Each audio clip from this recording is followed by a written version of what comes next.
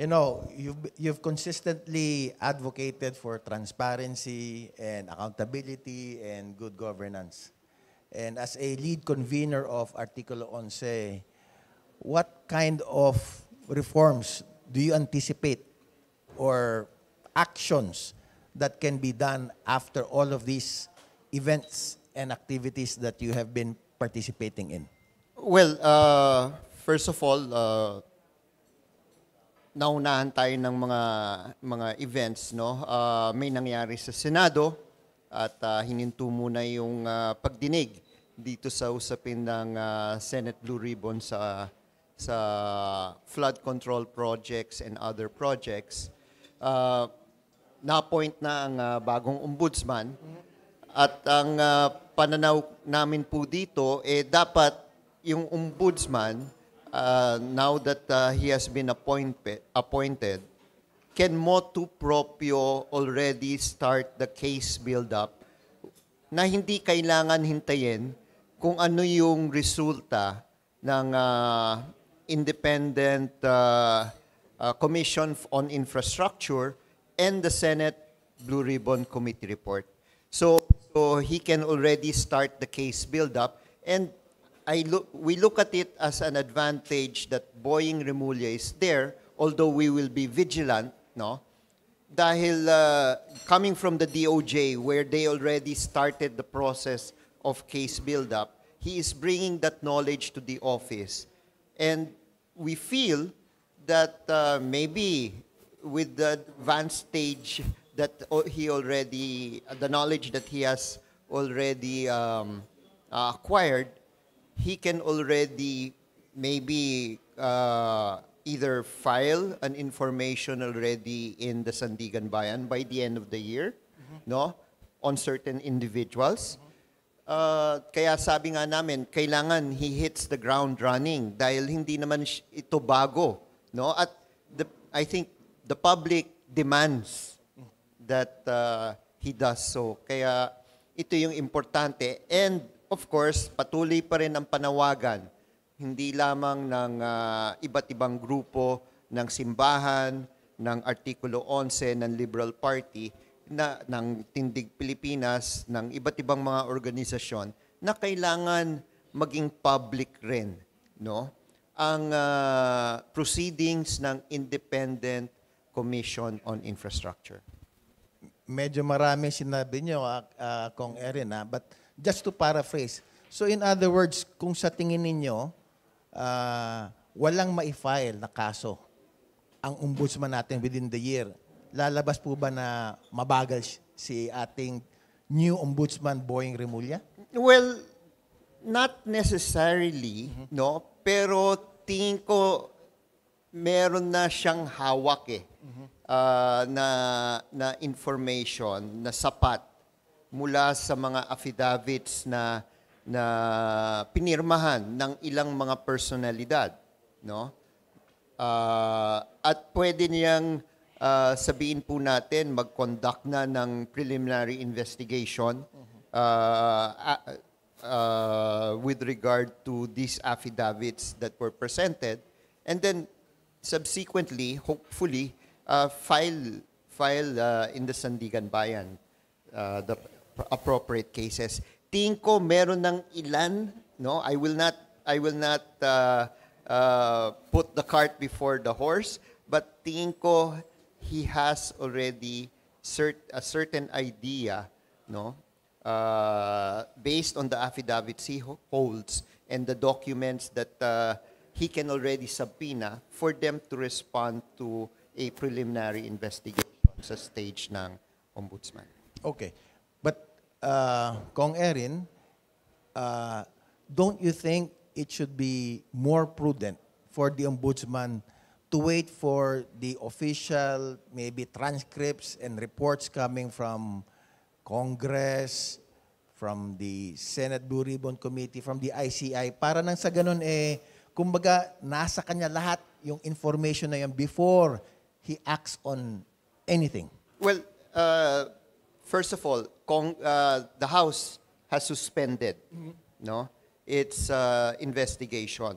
So the Blue Ribbon will continue. Hopefully, I don't know if they will continue while the Senate is on recess.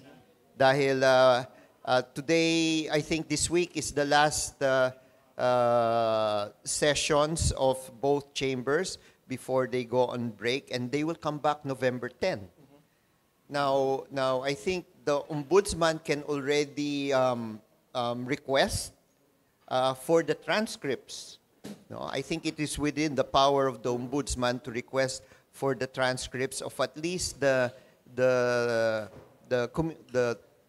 committee hearings that were previously held to substantiate whatever information he can already, or he can ask, no, in order that the other respondents that he may be charging with can file their counter affidavits.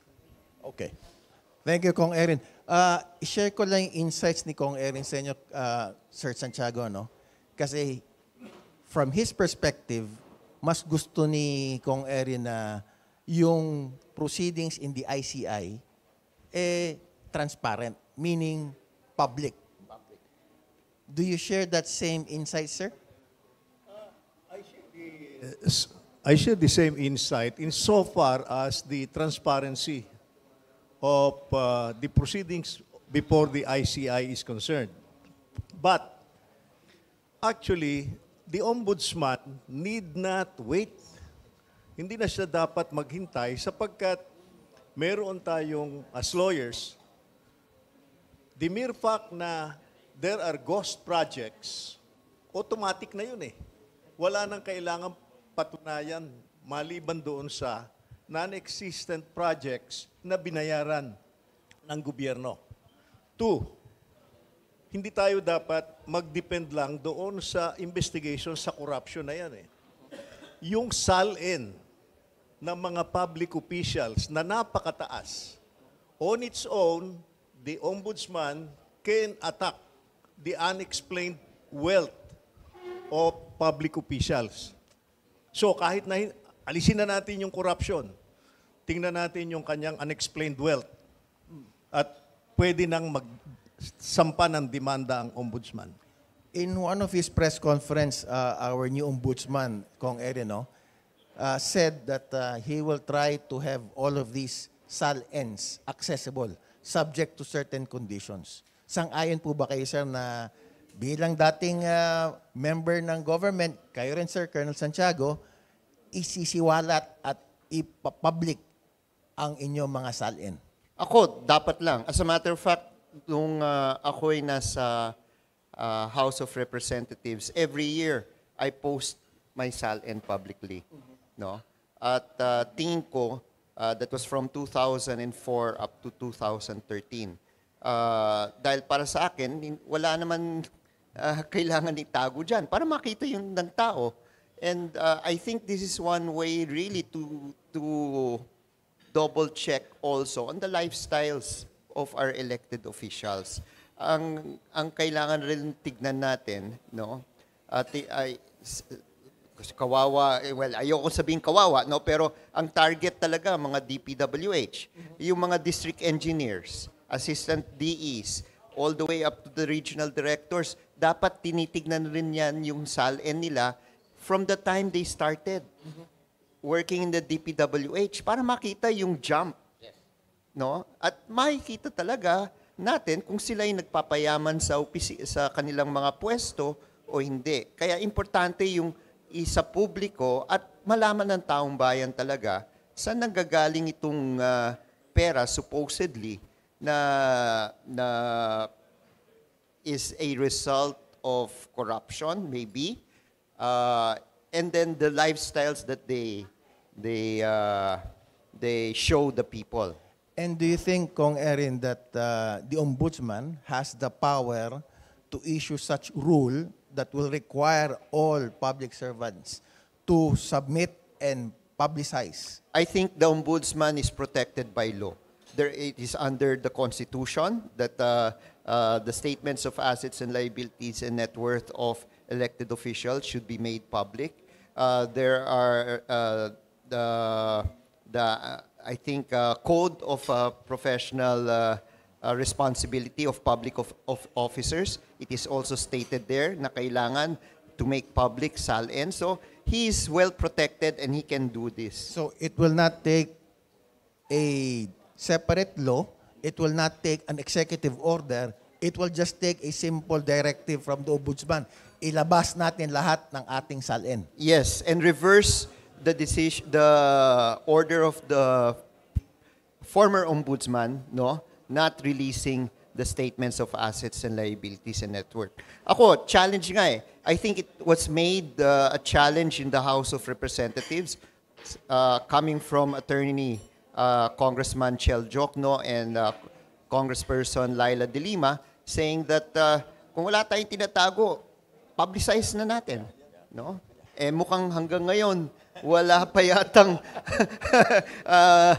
sumasang-ayon sa kanilang challenge na yon.